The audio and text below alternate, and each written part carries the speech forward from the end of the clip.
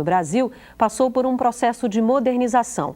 A cidade colonial deu lugar à cidade burguesa, muito parecida com as principais metrópoles europeias.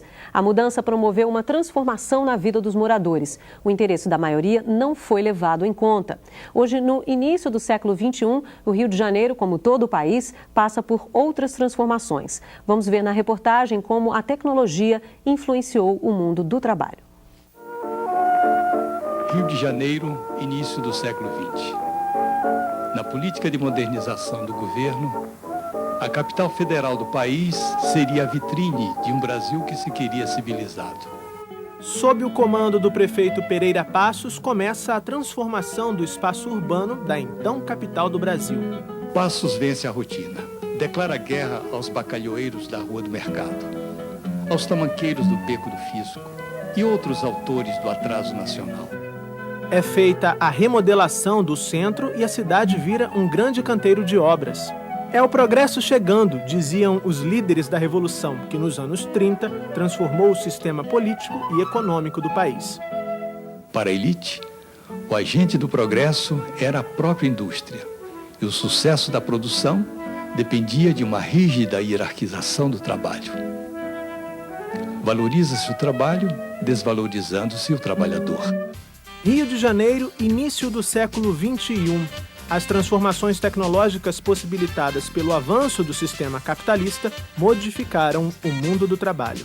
Infelizmente, na categoria bancária, nós tivemos impactos mais negativos do que positivos. Tivemos alguns impactos positivos, por exemplo, a jornada de trabalho do bancário, né? Ela deu uma reduzida. Por exemplo, há 10 anos atrás, com aquela papelada toda, nós tínhamos fazer jornada de 10, 12 horas sem receber horas extras, uma exploração profunda do bancário, né, no trabalhador, né?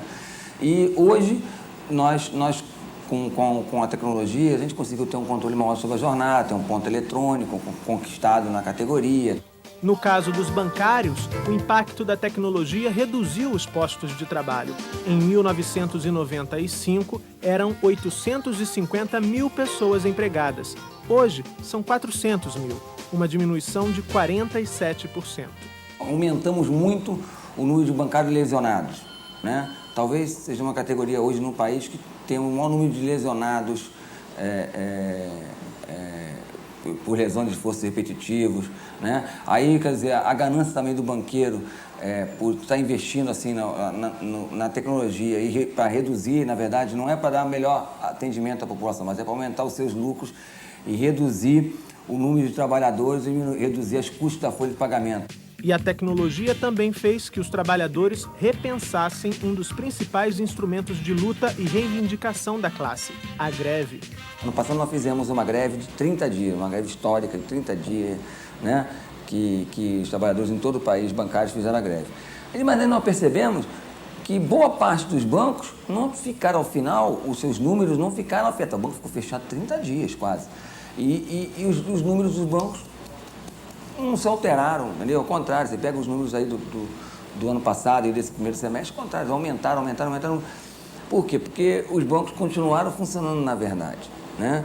Nós fechamos a agência bancária, mas a sala de autoatendimento, boa parte do país funcionaram, a homepage funcionou. Ao contrário, a greve aumentou o número de acesso de clientes na homepage. O educador Paulo Freire dizia que a entrada das novas tecnologias no mundo do trabalho não deveria estar associada ao desemprego. Eu não aceito que, em nome do avanço científico e dos avanços tecnológicos, os homens e as mulheres se desempreguem.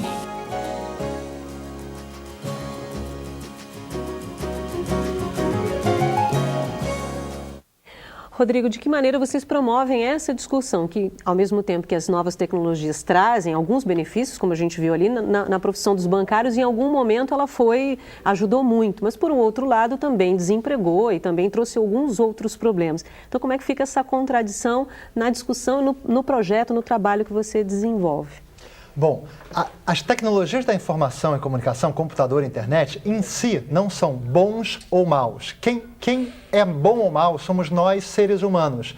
Dependendo do uso que nós damos para as tecnologias, nós podemos ter nas nossas mãos uma arma revolucionária capaz de transformar vidas, desenvolver comunidades. Mas, ao mesmo tempo, historicamente, a gente percebe que o sistema capitalista se apropriou rapidamente dessas novas tecnologias, criando até mesmo o efeito da globalização, né? E isso trouxe uma série de desafios para a nossa sociedade. Por outro lado, a gente vê cada vez mais o setor da cidadania, né? O terceiro setor, se apropriando das novas tecnologias. Quem se lembra, por exemplo, do comandante Marcos, do Exército Zapatista Nacional, perseguido pelo exército mexicano, né? E ele isolado nas montanhas de Chiapas, conversando com quem quisesse, usando a internet via satélite nas montanhas, né? Os sistemas de arrecadação e de campanha que o Greenpeace faz, né?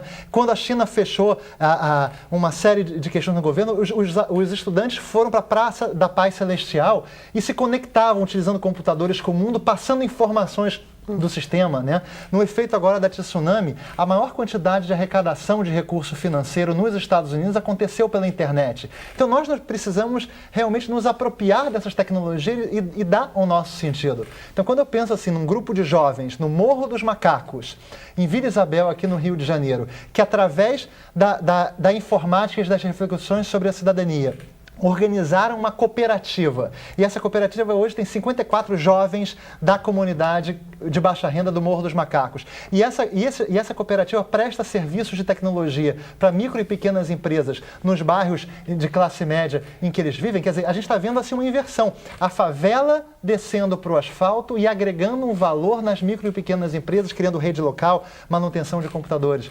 Então, eu vejo que é possível a gente se apropriar dessas tecnologias e dar o sentido que for. Imagina os companheiros bancários, né, não se sentindo ofendidos, né, durante a paralisação porque a internet permite o banco ficar aberto, mas se apropriando das tecnologias e criando passeatas virtuais, né, pirâmides, né, em que vão fazer campanhas, né, marketing viral utilizando a internet. Então, o que eu acho que a tecnologia nos traz e nos propicia são novas formas criativas, né, de trabalho. Tá certo. O James do Tocantins já aguarda. Oi, James. Oi, Bárbara. Boa noite a toda a equipe do Salto, professores convidados e cursistas. Sou o James Aguiar Araújo, orientador de aprendizagem do teleposto Adolfo Bezerra de Menezes, em Araguaína, Tocantins. Sabemos que o trabalho, se praticado de forma racional e na base solidária, dignifica e educa. Entretanto, enfrentamos na sala de aula a falta de motivação e até mesmo de confiança de nossos alunos diante dessa atual situação crescente dos índices de desemprego. Então, além de trabalharmos a formação crítica desses alunos, o que mais devemos fazer para superar a tamanha crise do emprego e dos baixos salários pagos aos trabalhadores? Boa noite, Bárbara, e até a próxima série. Até a próxima, James. O Murilo conta com você semana que vem no Ao Vivo, tá bom? Obrigada. Professor Paul, essa questão que o James traz é extremamente importante, de um certo desânimo por gente muito jovem, por não ver, muitas vezes, um horizonte, um futuro, pela crise do emprego e aí pela não descoberta de outras formas de trabalho. A gente teve nessa semana uma pergunta de uma professora, dizendo que, um fax, dizendo que muitas vezes as crianças, quando perguntam o que as crianças querem ser, elas já dizem, eu quero trabalhar com carteira assinada, fichado, quer dizer, já há uma preocupação, porque muitas vezes ouve do pai em casa, não tem emprego, que não consegue. Como é que essa discussão toda pode ser promovida dentro da escola? Como é que a escola dá um novo significado para essa discussão, para esse debate?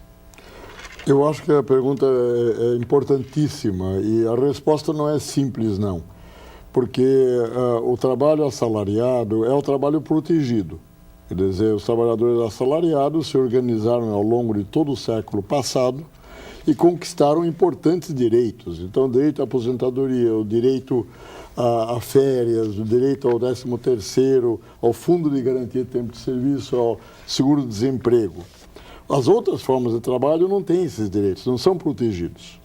Nós estamos lutando hoje no Ministério do Trabalho para fazer uma legislação que estenda os direitos humanos do trabalho aos trabalhadores não assalariados. Eles também devem ter esses mesmos direitos.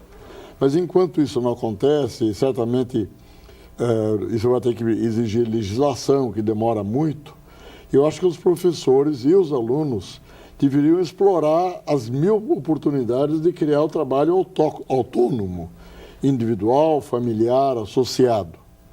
Embora ele não tenha as proteções que tem o trabalho assalariado. O fato concreto é que as políticas macroeconômicas, as políticas de juros muito altos, de grande superávit primário, pagando uma imensa dívida pública, estão segurando o crescimento do Brasil. Eu lamento ter que dizer isso.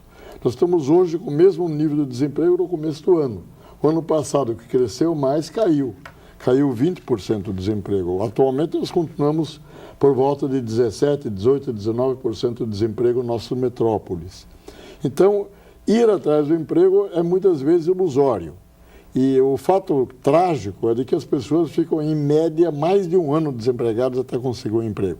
Só tendo alguém que sustente. Os mais pobres não têm essa possibilidade de ficar 1 ano, 2 anos procurando emprego. Então, eu acho que a sala de aula é muito importante. Eu acho que os professores poderiam levar os alunos a fazer o tipo de reflexão que o Rodrigo mencionou na escola de Informática e Cidadania. Ou seja, que necessidades existem, que oportunidades há dos alunos se organizarem de alguma maneira em cooperativas, associações e assim por diante e irem para a luta por conta própria. Professor Gaudêncio queria comentar. Eu gostaria de comentar outro aspecto da desmotivação. O que eu tenho encontrado muito nos debates com professores e alunos é essa situação. Para que eu vou me esforçar, ficar 10 anos na escola, se meu irmão, meu pai, e, enfim, uma grande multidão está desempregada? E outro, para ganhar 300, 400 reais com uma carteira, enfim. Eu acho que isto faz parte de uma deseducação que a sociedade fez com a ideia de que a educação por si, ela gera emprego. E isto é bastante recente, a ideia da educação como capital humano e agora a educação para a empregabilidade, eu acho que é uma deseducação. Nós estávamos conversando antes de começar esse programa, né, que quem gera emprego é a sociedade ou as pessoas se organizando. Então a educação é uma mediação importante, o conhecimento é importante, mas por si só ele não cria isto. A própria ideia de empregabilidade é uma falsificação. O Bourdieu, o sociólogo francês, dizia que é uma vulgata, porque acaba culpando a própria vítima. Eu estudei, ou não estudei, não vou conseguir chegar. Ou então eu encontrei, fiz o curso errado. E aí aparecem os mais diferentes oportunistas, oferecendo MBA em qualquer esquina, oferecendo cursinhos. E as pessoas vão atrás de um mal infinito. Virou né? um culto ao título até agora. Sem dúvida. Né? Existe esse culto ao título no Brasil agora. Então há que se desconstruir essa ideia e a educação tem um papel importante. Também na mediação do mundo do trabalho, mas não de ela criar por si só o emprego. Ela não é a galinha dos ovos de ouro. Há que se mudar as estruturas da sociedade, uma sociedade que gere emprego e renda, o que dê possibilidade, que financie esses pequenos empreendimentos. Enfim, eu acho que o povo gerencia, coordena, administra uma secretaria que tem esta perspectiva, né, de fazer com que o Estado possibilite a essas pessoas que buscam trabalho, se não têm emprego, que ela se torne viável. Rodrigo, fique à vontade. Nesses 10 anos de trabalho do CDI, mais de 600 mil pessoas de baixa renda participaram das escolas de informática e cidadania do CDI. E através de pesquisas externas, a gente percebe que 79% desses nossos alunos procuram a nossa escola de informática e cidadania com a esperança de conseguir um emprego. Então, eu sinto que para a gente que trabalha com inclusão digital, a gente tem aquele mito que a tecnologia... Isso, na verdade, é um mito até justificável na medida em que esses jovens de baixa renda sabem que quando eles vão procurar um emprego, mesmo de posições muito, vamos dizer assim, simples, né, saber utilizar a tecnologia é um diferencial fundamental.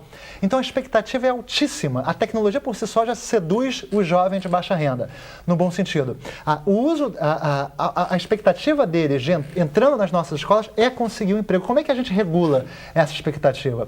Um desafio que a gente tem que é muito interessante, e eu acredito que muitas escolas públicas no Brasil têm, nos grandes centros urbanos, como Rio e São Paulo, a questão do crime organizado. Né? Por exemplo, vocês sabiam que uma noite de batalha contra a polícia numa favela carioca custa R$ 1.200 no bolso daquele jovem que vai servir como soldado. O trabalho de fogueteiro ou de olheiro custa R$ 300 a semana. Né? Qual é a expectativa, qual é o desafio, o interesse de um jovem de baixa renda trabalhar o mês inteiro, 8 horas por dia, para ganhar um salário mínimo? A gente precisa criar fatos positivos, exemplos éticos comportamentais nas nossas comunidades, para mostrar para esses jovens que vale a pena sim você seguir uma carreira positiva, construtiva, cidadã na sua vida. E não ir para um lado errado. A gente, na rede CDI, tem vários exemplos de jovens que eram soldados, né, do crime organizado e que em momentos críticos, por exemplo, um deles perdeu a mão em combate porque estava segurando uma granada, a granada explodiu na mão. Ele percebeu naquela noite que ele tinha que mudar de vida, senão ele poderia perder também a vida, né? Então ele se matriculou na nossa escola de informação e cidadania, fez os cursos, se transformou em monitor e hoje ele é educador da nossa escola de informação e cidadania. A gente tem vários exemplos nesse sentido, então eu vejo que é bastante desafiante essa competição que a gente tem,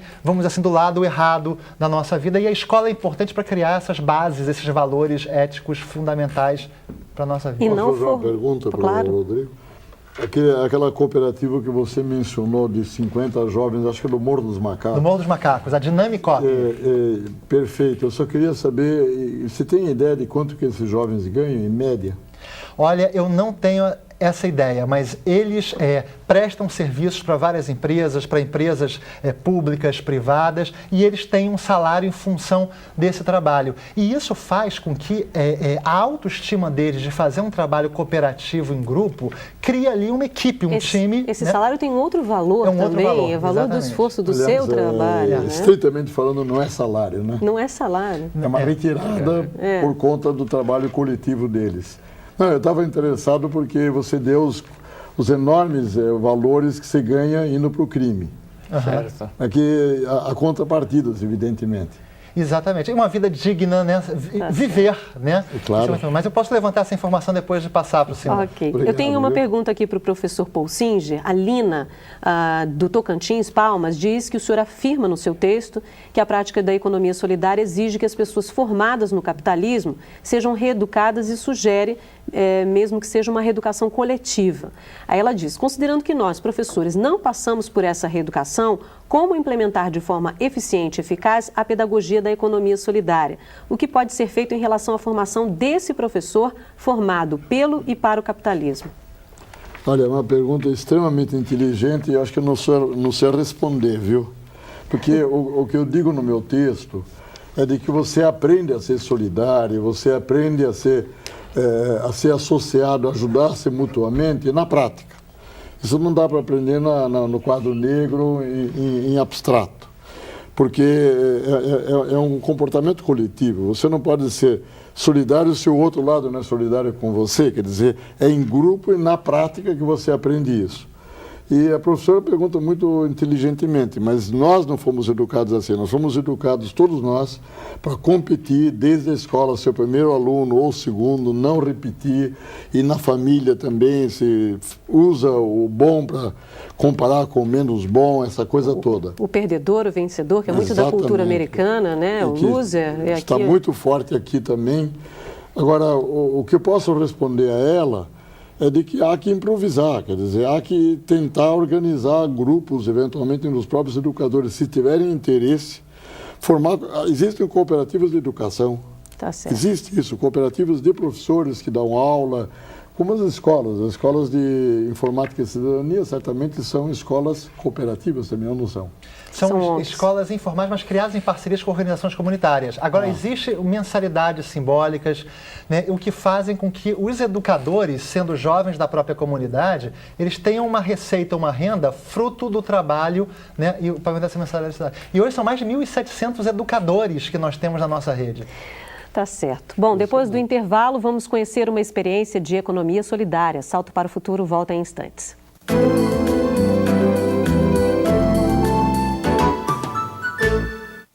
O acúmulo de lixo afeta muitas cidades, principalmente